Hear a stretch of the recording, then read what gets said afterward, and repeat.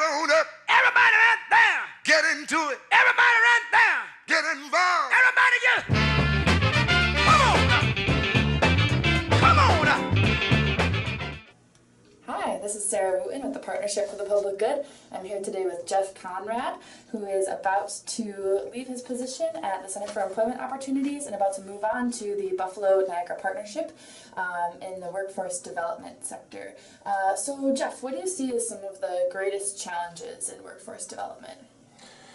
Yeah, I mean, after being in workforce development for 10 years, you know, a lot of the issues, a lot of the barriers have actually remained the same over the last 10 years. We still struggle with transportation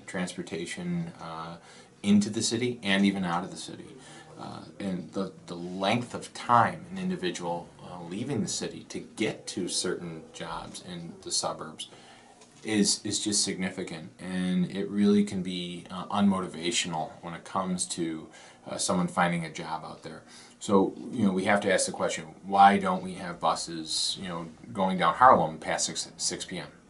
You know, we have to ask ourselves, why does it take an hour and a half to get from Porter to Elma?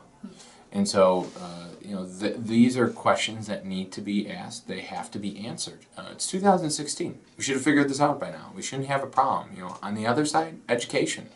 You know, we've had an undereducated population in the city of Buffalo for years. We've, you know, graduated 30 to 50% for 3 decades.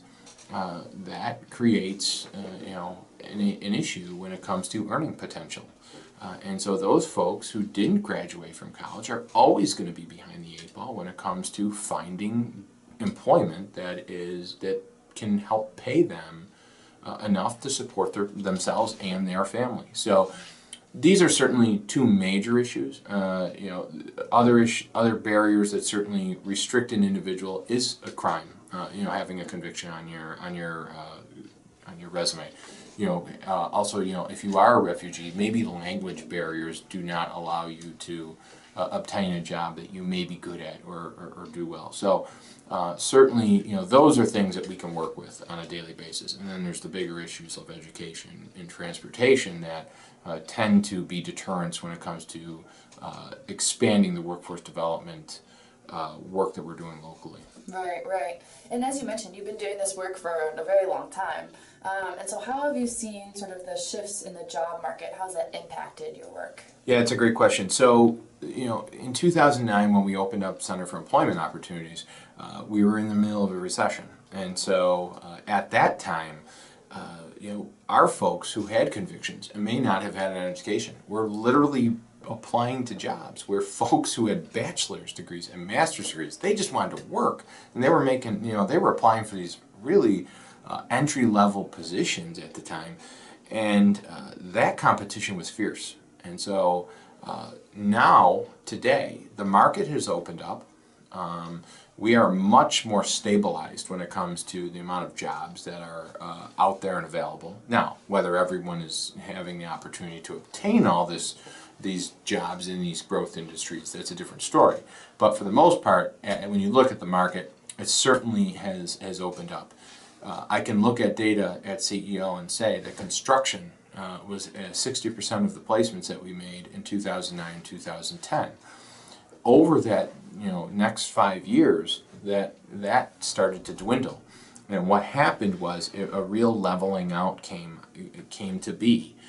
You know, we place people still in construction. Certainly a great opportunity for many people, but light manufacturing, manufacturing in general, is an industry that has certainly picked up. And something that I'm going to be working on when I go to the Buffalo-Niagara Partnership. You know, the healthcare industry has certainly picked up as well. That has created people to come out of from those other markets into healthcare, which frees up more jobs for our folks.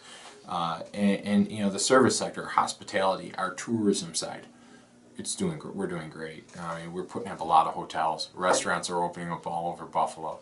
We're doing very well. These are jobs we can obtain. So you're starting to see a leveling out in regards to what industries we can get into as working with a population related to the criminal justice system. So yeah, that has to happen, and that's super important. We can't rely on one industry. We have to really broaden that scope, and it has been broadened. And so seeing that leveling out has been a significant difference in our work and certainly the outcomes that we desire. Excellent. Well, it's great to hear that. We'll be seeing more of these opportunities open up in the next few years. We really appreciate you being here with us today. Great, thank you. Thanks. Everybody over there, Get on up. everybody right there, Get into it.